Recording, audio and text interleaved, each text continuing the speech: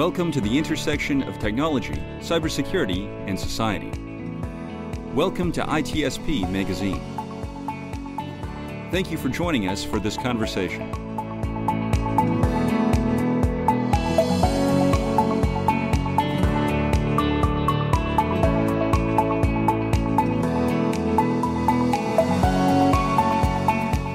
Marco. Sean.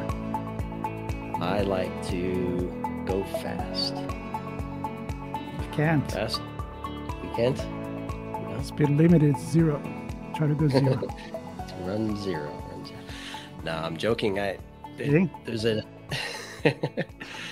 there's a lot of zero marketing messaging out there in the context of trust, and I think what we're going to talk about today is how do you know who you can trust and how to trust them and why trust them and where to trust them, and how to enable the business with trust if you can't see what's going on in the first place.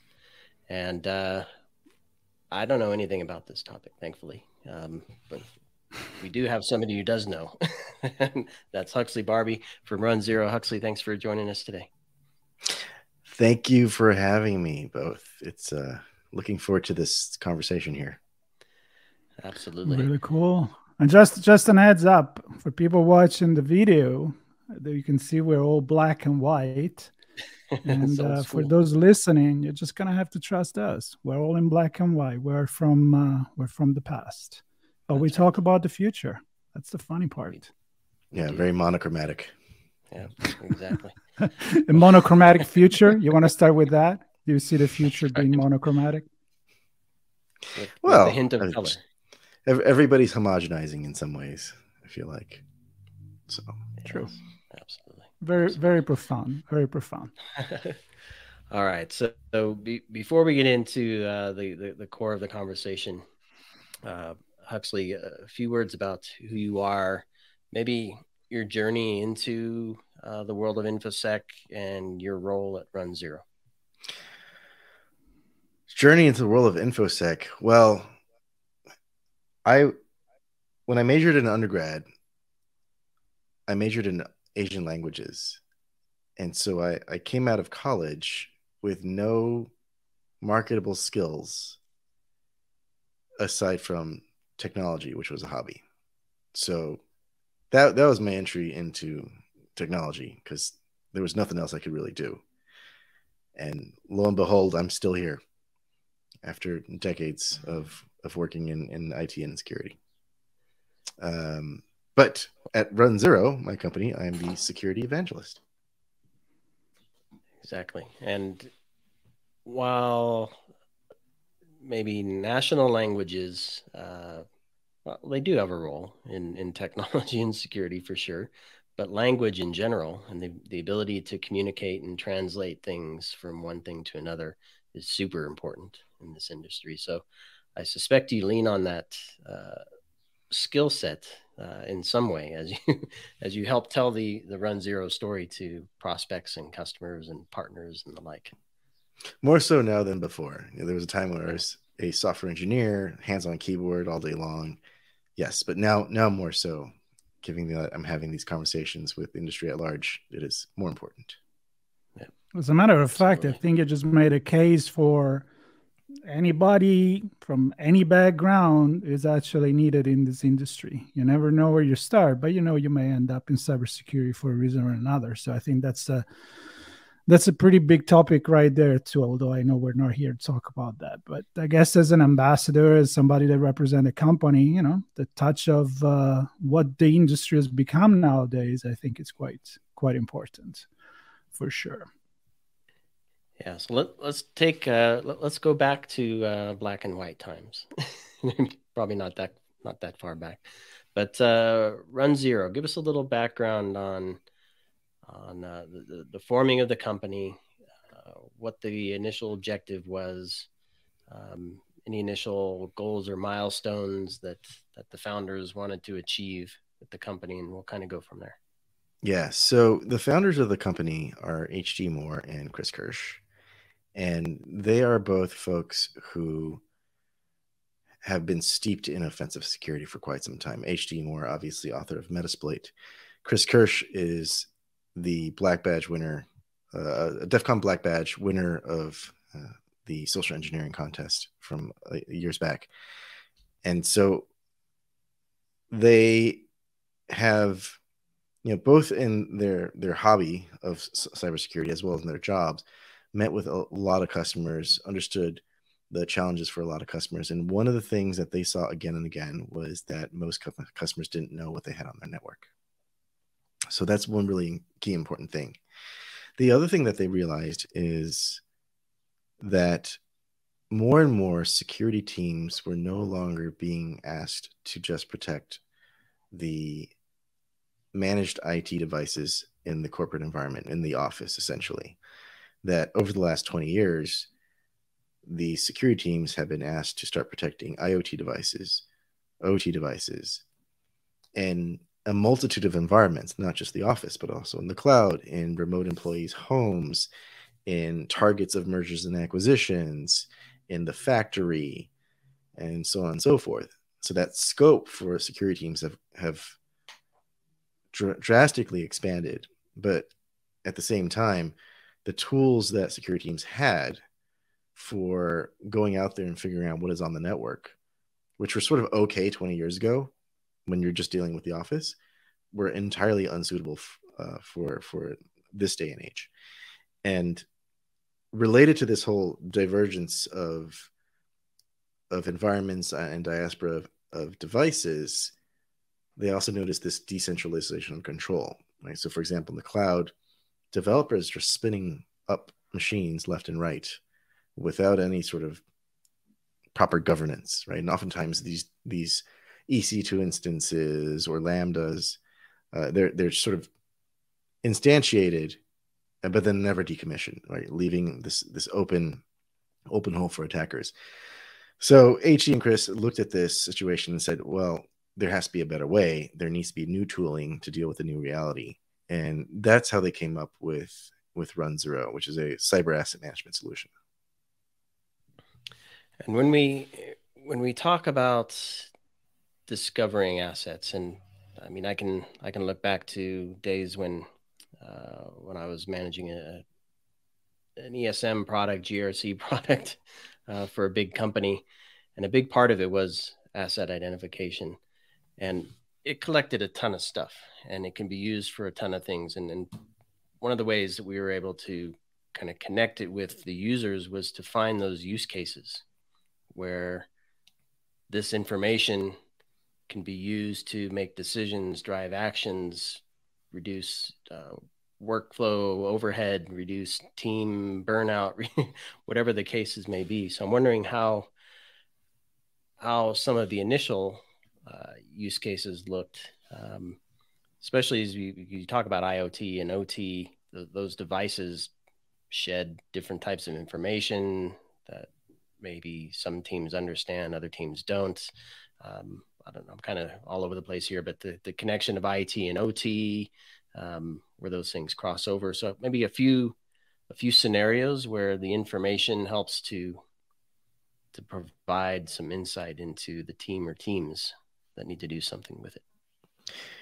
Yeah, and oftentimes for customers, the ones that are a little bit more mature, having a full asset inventory is an end in and of itself, right? And having that full asset inventory is actually far more difficult than the folks who haven't never even tried to, or never even attempted to get that full asset inventory.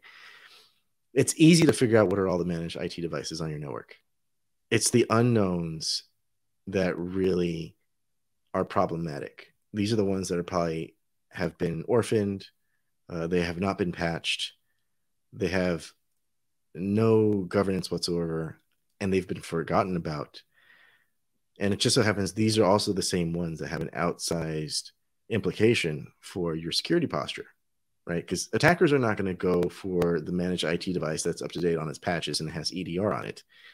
No, they're going to go for the one that's like been sitting there for like the last 5 years. People have forgotten about it, or people know it's there, but they're afraid to breathe on it because nobody knows what it's for, and they're afraid of it restarting causing some sort of outage. So that in and of itself is important for more mature organizations. But as you've alluded to, for many organizations, it's about what else you can do with asset inventory that's important. One particular use case that we see quite a bit is understanding the gaps in your security controls coverage. So for example, what are my devices that are missing EDR?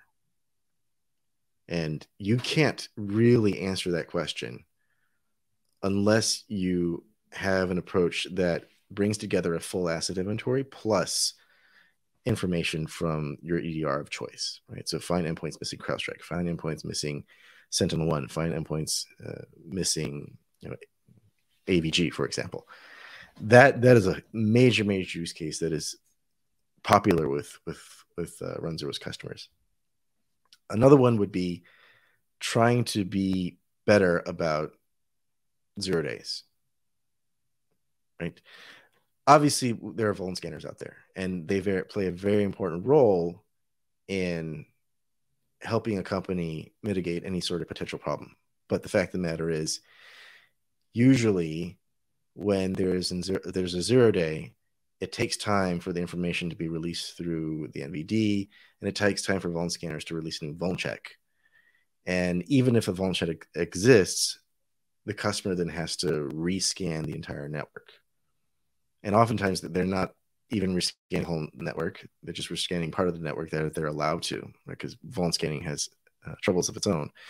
One really unique and novel way that customers use this full asset inventory is to identify devices that are potentially vulnerable to a new 0 day, right? So rather than doing a full vuln check, you're able to use certain heuristics or other sort of attributes that are like telltale signs that this particular device probably has this vulnerability, and use that to help you scope out a punch list of what to go after in order to deal with the 0 day, like right on day one. And talk to me about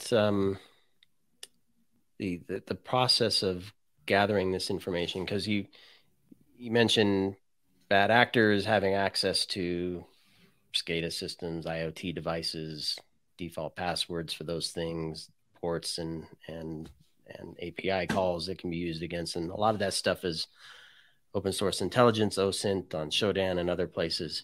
Mm-hmm. So there's that kind of data, and then there's deeper, like you said, inside, perhaps, is it running an EDR or not? Mm-hmm. How deep and wide can you get without like destroying the network? Because you're kind of going after the device to say, give me all that you can give me.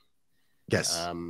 But sometimes that actually triggers a response from the device that's not acceptable, like shutting it down or blocking a port or whatever the case may be. So how do you know what's important? How do you know about how to get it in a safe manner? Yeah. So what you're talking about is 100% a concern.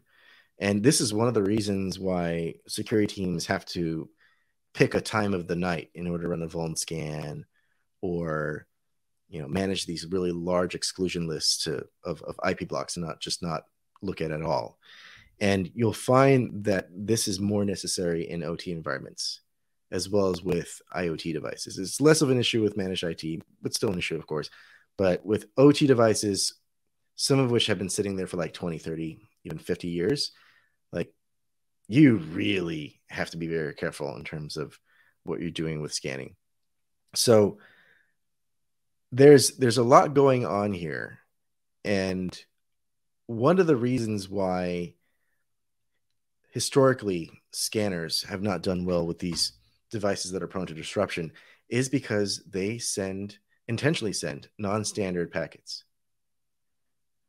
And it's a tactic that's used by these older legacy scanners to elicit a certain type of response from the operating system of that target device in order to make a determination as to what it is, right? It's a fingerprinting technique of sending a non-standard packet just to see how the response is, right? The behavior of that device, and then say, it must be this type of device because of the response.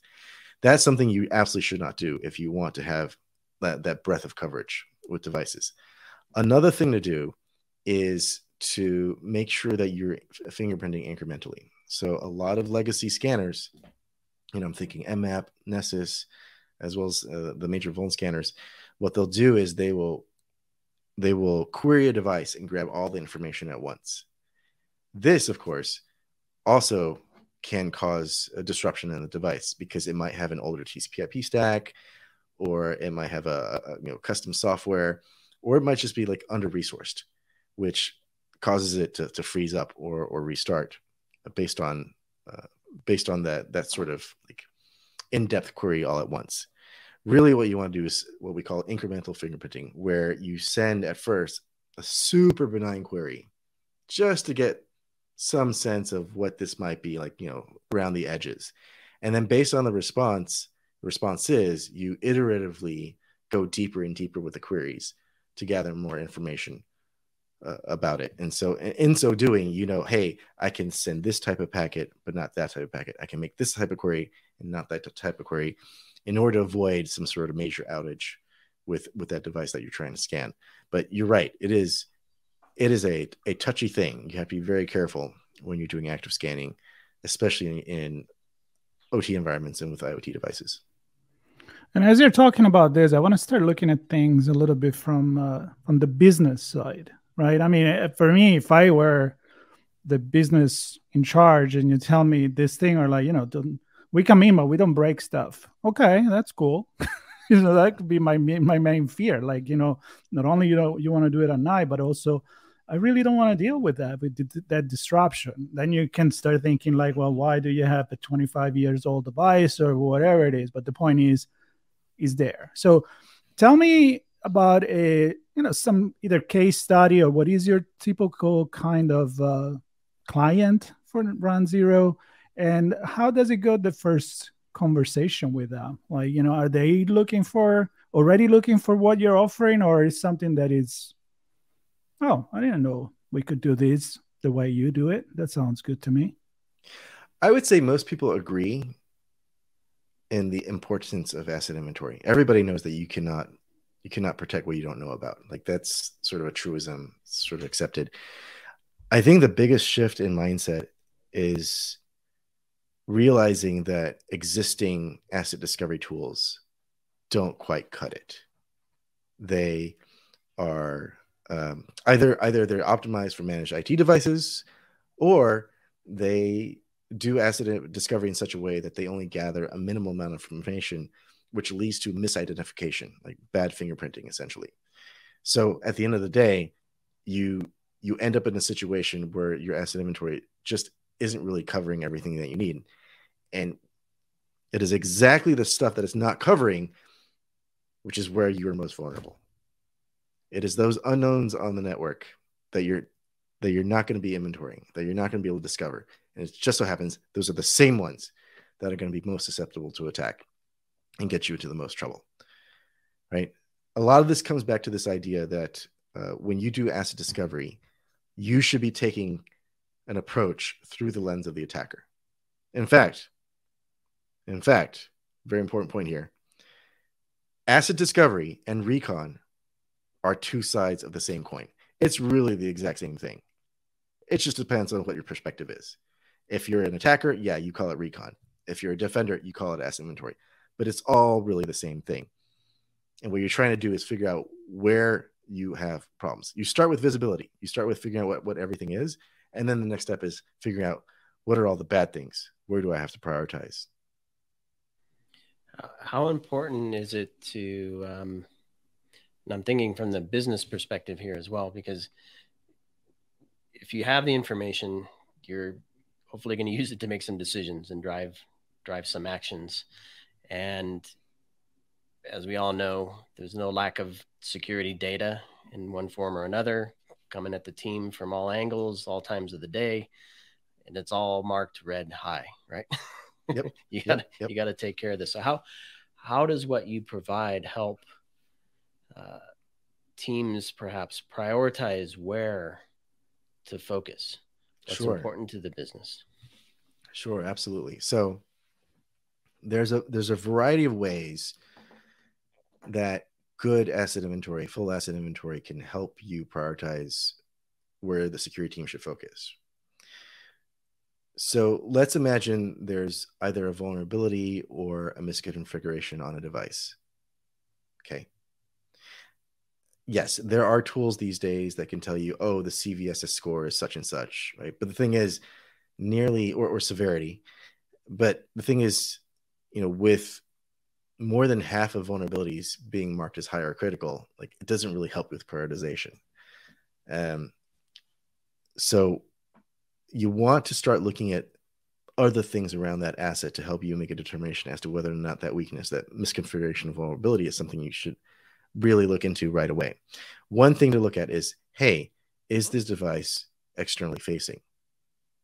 If this has a public IP, then clearly that's something that is more likely going to get you in trouble than something else. Like if I have RDP running on a device that's completely isolated internally, okay, might be something you want to look at, but it might be okay.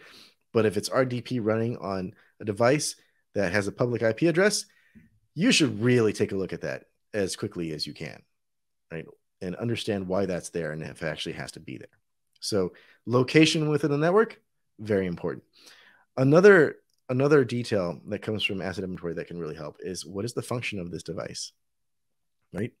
If this device is a printer, then okay, and has a vulnerability or a misconfiguration, good to know, but probably very little damage that an attacker can do. But if this were an IP camera where they can start looking at the facilities, then that might be something that's worth looking at. So understanding these asset details, whether that be what is the hardware or who's the owner of this, who's the business owner of this, understanding the business context of that device, could potentially be very, very helpful, along with network location, very helpful in helping security teams determine where they should prioritize.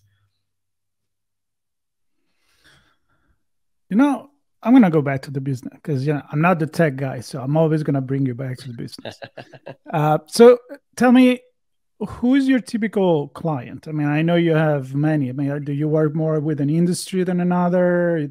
What kind of maturity company you normally work for? And if somebody's listening now, how is it going to tell, like, I'm going to go and talk to RunZero because I know I'm going to go and work well with them?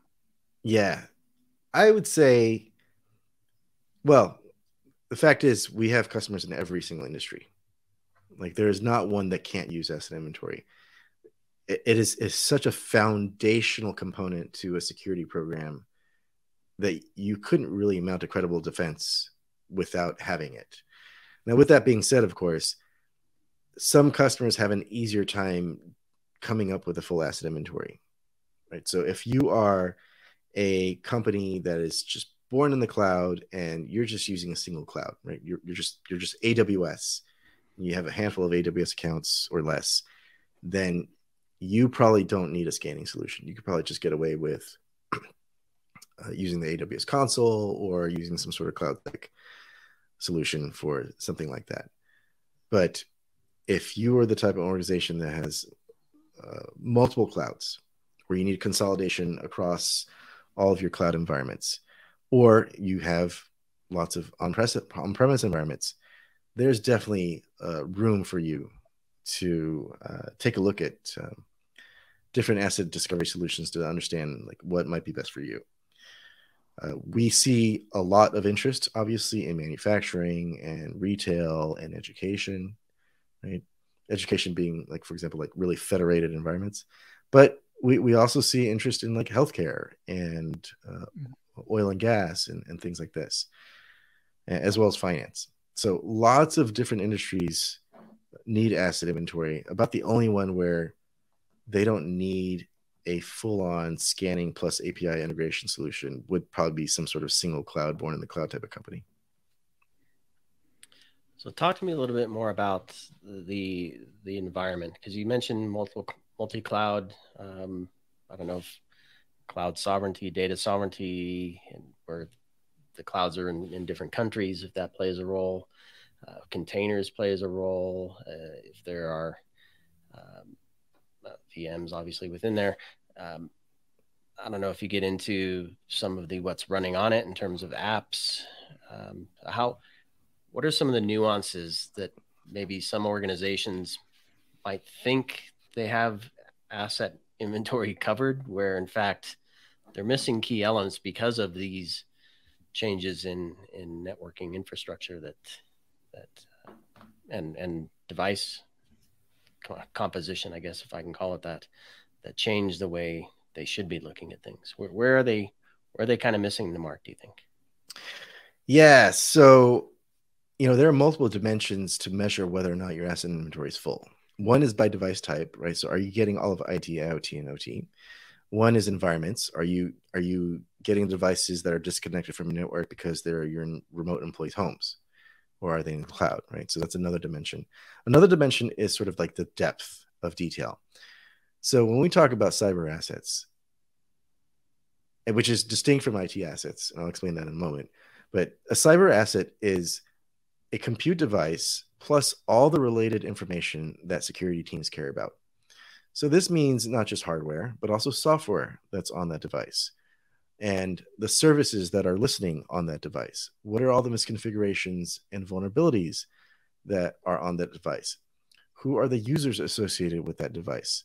And things like this. And this is very different from an IT asset, because to analogize over, right, an IT asset is a compute device plus all the information that IT teams care about. IT teams will care about replacement cost or licensing. This could be important to security teams, but it's not as important. So we don't consider that to be part of a cyber asset.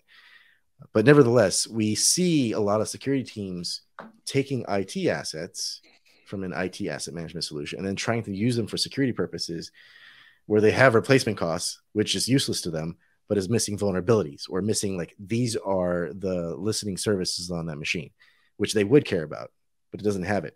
And so they're hampered by having that lack of depth in their asset inventory. And this goes back to what I was saying earlier. The tools that were okay 20 years ago for just the office are not really suited for the realities of today. And what you really need is a cyber asset management solution to help you along. Yeah.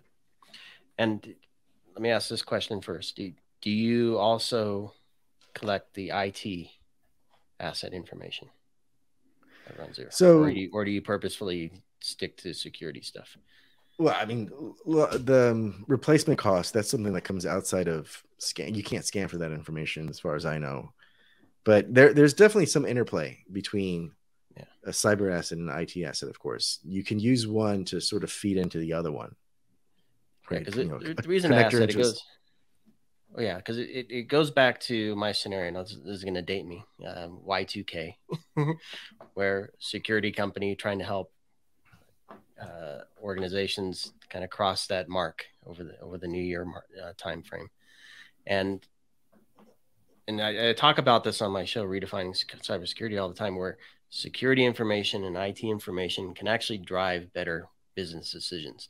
So we're not back on our heels all the time trying to patch stuff, where in fact, if a machine is full on hard disk space and has a bad network card that keeps failing and other things that are IT related, and also is constantly in patch mode because that the OS sucks or the applications on it have issues, that's a problem machine, right? That maybe the business might want to look at changing out. So I guess the question is, maybe that doesn't directly apply, but is there a role for RunZero to help the broader business make some really strong decisions? Yeah, so two comments here. First one on Y2K. Y2K was one of my earlier projects when I was a consultant back in the day. So yeah, I was right there with you.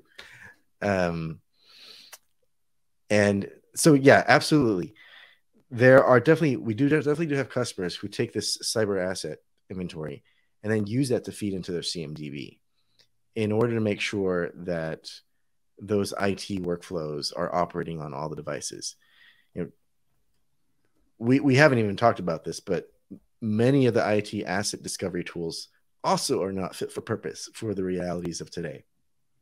And they also are missing those IoT devices and OT devices, those unmanaged IT devices that they need to know about for other reasons, right? For operational efficiency. And, one of the side use cases for having a really good asset inventory, even though it's a cyber asset inventory, is to then feed into the ITS inventory, into the CMDB of some sort, with this wealth of detail. And of course, then IT could use that to go do something else with it. And of course, that certainly does help the business make decisions in terms of performance and efficiency and so on and so forth. I think a second thing that's worth noting about this sort of interplay between IT and security and how it's better to collaborate. Fact of the matter is, security teams do not own those devices. There was one survey recently where it said something like more than 60% of security teams need to work with other groups in order to actually remediate any security problems. Or to put another way, security teams are often begging and pleading and cajoling all these other groups within the organization to please patch the damn thing or take it down or whatever, right? So it's always better when the two are playing well together. Security is necessarily a collaborative discipline, and if there can be an agreement on authoritative data, right, source of truth, if you will, things just go better. And having a full cyber asset inventory where the asset ownership of as many devices as possible is known also reduces remediation time, right? So rather than security teams having to go figure out who owns this damn thing, because the person that we see over here listed for this asset left the company 10 years ago. So now who owns it? Who can I talk to about what this is? What the hell does it do? Does anybody seem to know? And having to track down who the owner is, reducing that time really helps with reducing your mean time to respond. So it really helps the company in multiple ways to have a full asset inventory that is also potentially feeding into a fuller IT asset inventory. Wow. So truth, trust, back to the trust. Trust. I want to challenge this. So early at the beginning, you said, trust. And of course, the name of the company is RunZero. Right. I want to say unequivocally, RunZero is not a zero trust company. When we say zero, we don't mean zero trust, right? When we say zero, we just mean there are zero unknowns on your network in terms of assets. But we're not here to jump on the zero trust bandwagon for the VC money or anything like that. Yeah. That is still very much a trend. That's why I was playing on that a bit. We are not that. I want to say that and be very clear about that. You should put that. Zeros doesn't stand for that zero. It's another zero. Like a new tagline. Yeah. the other zero. The other zero. Yeah. The other dimension. So I like to end this kind of conversation always looking into the future, and you guys dated yourself with the Y2K. I could say I was there during the French Revolution, but that really dates me. So we'll just move into the future instead of that. Where do you see things going here? Like, I'm just gonna get, for example, a quote that I found here on the website that says, "RunZero is the bomb for home and for work/corporate." I'm not gonna read who said that, but it's a big company, and so there is an entire new dimension, but there's also an entire different set of tools and technology that we have nowadays. You talked a lot, and Sean mentioned, 20 years ago, you probably couldn't even do what you guys are doing now. So kind of curious to put your futuristic hat on and see where do you see this industry moving, especially for what you do, like how technology is coming in, AI. I mean, feel free to drop a few technology there. Just curious. I mean, an honest question to what you see. Every conversation I have, somehow ChatGPT comes up. Just AI. I'm going not. Yeah. All right. Well, I think the important thing, and this I think I have very high confidence in, this problem is not going to get any better on its own. the surface that you present to attackers, which they may take advantage of in order to infiltrate into your company and move laterally through your company. And that's not going to get any better. There are going to be more and more assets that you have to deal with, especially the ones where they're being instantiated without proper governance. So that is something that you can take to the bank. I feel like that's not going to change. That is coming. It's just going to get worse. And you have to find a way to deal with it. Otherwise, you're always going to be on the back foot. Your security program is always going to be reactive because you just don't know what you have. And so every day is a new unhappy surprise for your security team.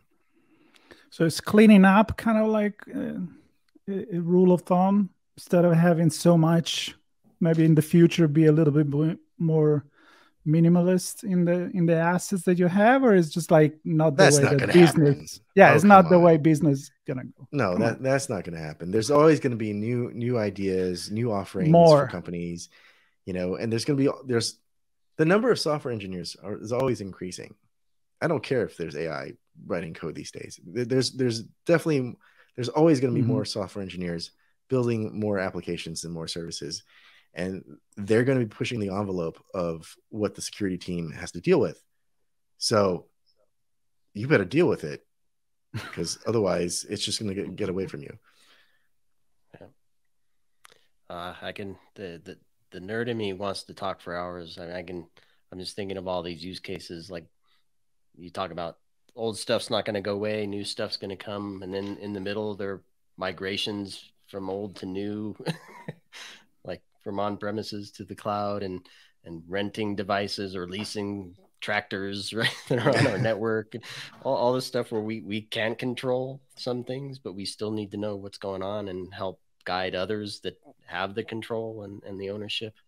And I think you nailed it for me in the single source of truth. So having visibility into that, being able to, back to your language degree, being able to translate that and communicate that back to the business and the players in the business, but be it directly or through partnerships, to say, this is where we stand from a cyber perspective. Here's how it plays in from an IT and OT and IoT perspective. And hopefully we can make some better decisions as a business because we have this visibility from a single source of truth. So I love it. Well, I always say one more question, but Marco will bash me over the head if I do that. So maybe we can have another chat and get into. I'd like to talk operations and team structure and workflows and all this stuff. So who knows? Maybe there's another chat down the road for some of those things. But I would love to come back. Absolutely. Yes, and maybe there's a place I'll see you in New York coming up soon. Absolutely. So aside from being the security evangelist at RunZero, I'm also the lead organizer for B-Sides NYC. And B-Sides NYC is on, after a 5-year hiatus, we are on for April 22nd, 2023. Tickets are on sale now. It's only $15. Sweet. Only $15 for the conference. And if you are a student, you automatically get a refund after the conference. Look at that. I'm going to become a student for the day. Look at that. I think I'm always learning something. I learned a ton today. You're always a student. I am a student. Well, we'll put a link into B-Sides NYC so folks can check out the event and hopefully meet you there, Huxley. And thanks for helping to put that on after a 5-year hiatus. I actually will be in California heading to RSA before that. So I won't be able to visit you live in person in New York, sadly, but hopefully many who are on the East Coast can do that, and others as well. Any theme or any highlights that are important for folks for that? Oh, at B-Sides, no, it runs the gamut. We have red team talks, blue team talks, other colors of the InfoSec wheel talks. We got workshops, villages. It's full security conference. Full on B-Sides. Love it. That's right. In the spirit that it was created. All right. Well, Huxley, thanks so much for bringing this story to us. Great to learn more about RunZero, and great to meet you as the evangelist and spokesperson for for this. I think we have some good tips in here for folks looking at their inventory and their assets, inventory assets. So we'll include links to your sites and other information you think folks would want to access to help them learn more. And thanks again. Thanks everybody for listening to this story here on ITSP Magazine. Thank you.